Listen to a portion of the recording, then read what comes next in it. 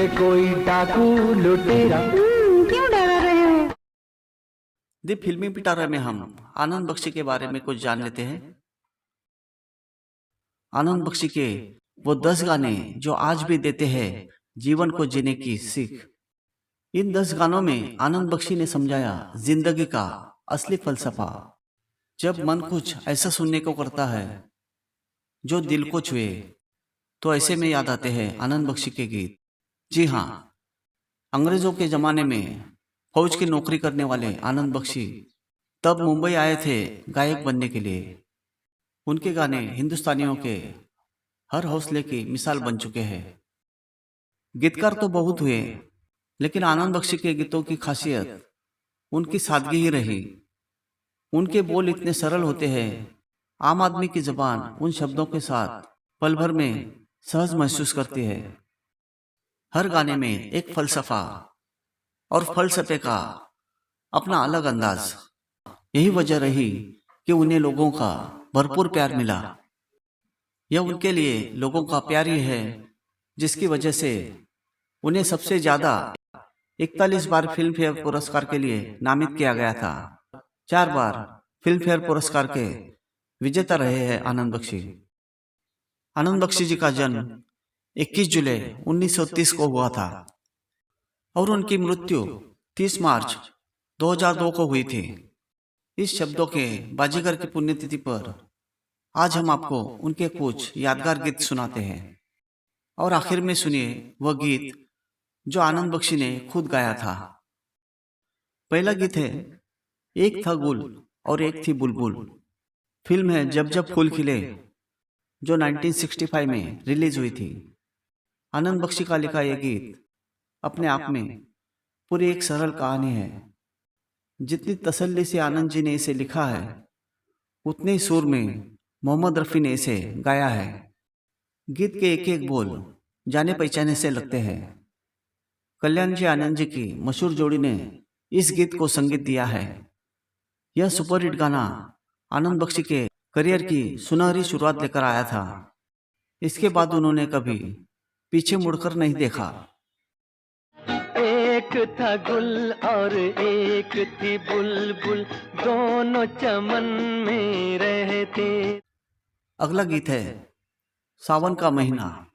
Film है मिलन, जो 1967 में रिलीज हुई थी।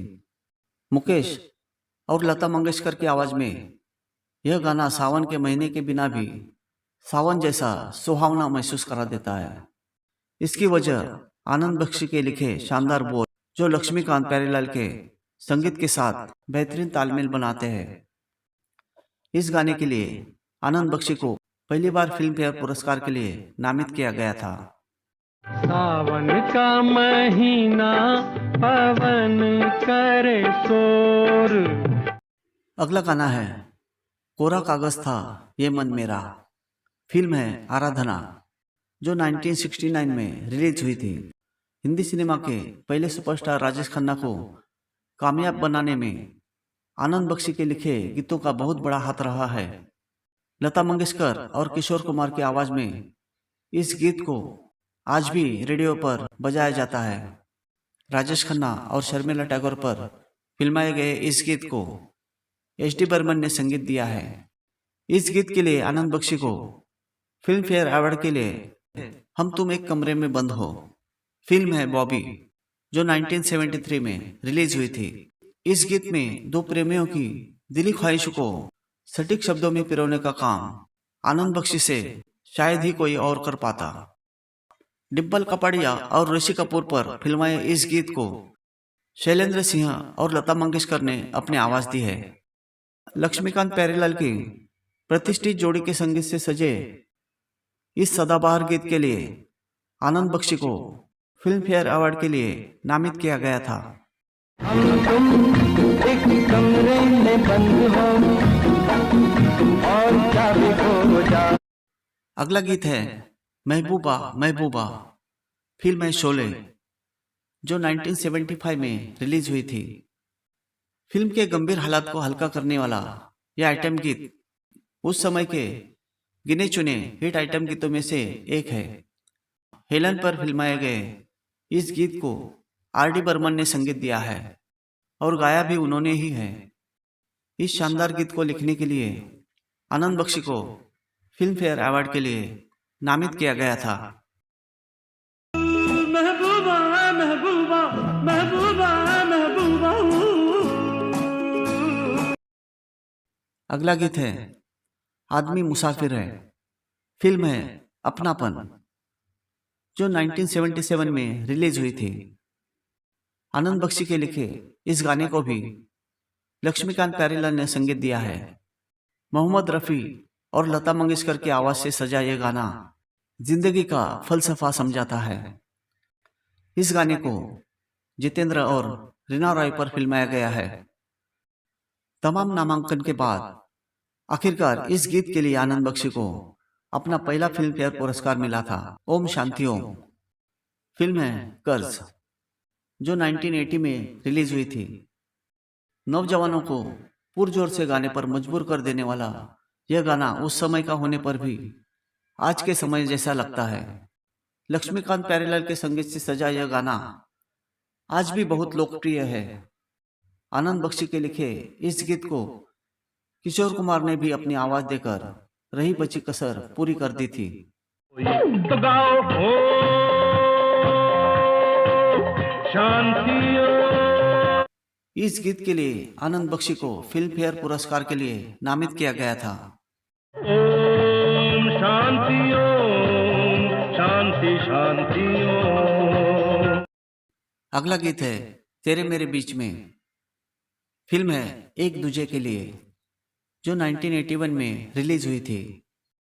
रति अग्निहोत्री और कमल हसन पर फिल्माए गए इस गीत को लता मंगेशकर और SP बालासुब्रमण्यम ने अपनी आवाज दी है। सुपरहिट फिल्म के इस ब्लॉकबस्टर गीत को लक्ष्मीकांत प्यारेलाल ने अपने अनमोल संगीत से संवारा और लोकप्रिय कर दिया था। तेरे मेरे बीच में, तेरे मेरे बीच में। आनंद बख्शी को इस गीत के लिए दूसरे फिल्म फेयर अवार्ड से नवाजा गया था। कैसा है ये बंधन अनजाना से। इस फिल्म का गीत 16 बरस की बाली उम्र को सलाम, यह गीत भी आनंद बख्शी ने ही लिखा था। अगला गीत है तुझे देखा तो ये जाना सनम। फिल्म है दिल वाले दुल्हनिया ले जाएंगे, जो 1995 में रिलीज हुई थी। हिंदी सिनेमा की अब तक की सबसे बड़ी रोमांटिक फिल्म में आनंद बख्शी अपनी कलम का जादू न दिखाए, ऐसा तो मुमकिन ही नहीं था। शाहरुख खान और काजोल की सुपरहिट जोड़ी पर फिल्माए गए इस गाने के शब्दों को आनंद जी ने एक धागे में पिरोया है। इस गीत को लता मंगेशकर और कुमार सानू ने गाया है और संगीत दिया है जतिन ललित ने। तुझे देखा तो ये जाना सनम। इस सदाबहार गाने के लिए आनंद बख्शी को फिल्म फेयर अवार्ड से सुशोभित किया गया था। यह तीसरा फिल्म फेयर अवार्ड था। तुझे देखा तो ये जाना सनम, प्यार होता है दीवाना। अगला गीत है इश्क बिना। फिल्म है ताल, जो 1999 में रिलीज हुई थी। गायक बदलते गए और संगीतकार भी बदलते गए, लेकिन आनंद बख्शी ने अपनी कलम का तिलिस्मा बरकरार रखा। इस गीत को ऑस्कर विजेता संगीतकार AR रहमान ने संगीत दिया है और सोनू निगम, अनुराधा, श्रीराम और सुजाता मोहन ने अपनी आवाज दी है। इश्क बिना क्या मरना यारा। ऐश्वर्या राय और अक्षय खन्ना पर फिल्माए इस गीत के लिए आनंद बख्शी को फिल्म फेयर अवार्ड से अलंकृत किया गया।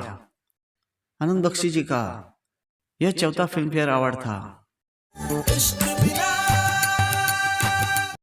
आपको जिस बोनस गाने का इंतजार है वो गीत है बागों में बहार आई। फिल्म है मोम की गुड़िया, जो 1972 में रिलीज हुई थी। जैसा कि शुरू में हमने बताया कि आनंद बख्शी मुंबई गायक बनने आए थे, विनर बनके हिंदी सिनेमा के सुपरस्टार बने। उसी कॉन्टेस्ट में हिस्सा लेने वाले रतन चोपड़ा की फिल्म मोम की गुड़िया में 2 गाने होठों पे पुकार आई, आजा आजा आजा। आनंद बख्शी हिंदी फिल्मों का एक अमर नाम है। गाने कविताएं लिखने को अपना धर्म और कर्म कहते थे। आजा मेरी रानी, रुतबे पर आई। सोचने समझने की अवस्था में पहुंचने के बाद से उनका एक ही सपना था, वो लिखते रहे और उन्होंने ऐसा किया भी। कहा जाता है कि उन्होंने फिल्मों में करीब 3300 गाने लिखे, लेकिन अपनी बीमारी के समय उन्होंने गीतकार समीर से कहा था कि मुझे मालूम है कि मैं जल्दी ही मरने वाला हूँ। मुझे अफसोस इस बात का है कि मेरे अंदर अभी भी बहुत सारे गाने हैं। काश मैं उन्हें लिखकर अपने परिवार वालों या तुम्हारे जैसे अच्छे गीतकार को दे देता जो उन्हें सहेज कर रखता। अफसोस है कि वो गाने मेरे भीतर से आए और मेरे साथ ही चले जाएंगे। आनंद बख्शी ने अपने लिखे तमाम गानों में जीने की ढेरों सीख दी है। बड़ी ही आसान भाषा में गहरी बात कही जाते थे, ऐसी बातें जिनकी काट नहीं। हिंदी सिनेमा के लिए 3000 से अधिक गाने देने के बाद 30 मार्च 2002 को उनकी यात्रा समाप्त हो गई, लेकिन अंत तक वह यश और आदित्य चोपड़ा, सुभाष घई जैसे फिल्म निर्माताओं के लिए गीत लिखते रहे।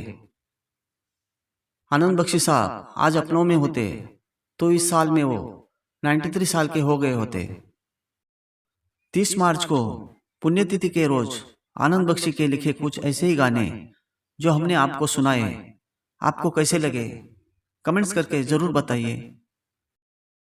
बस आज के लिए इतना।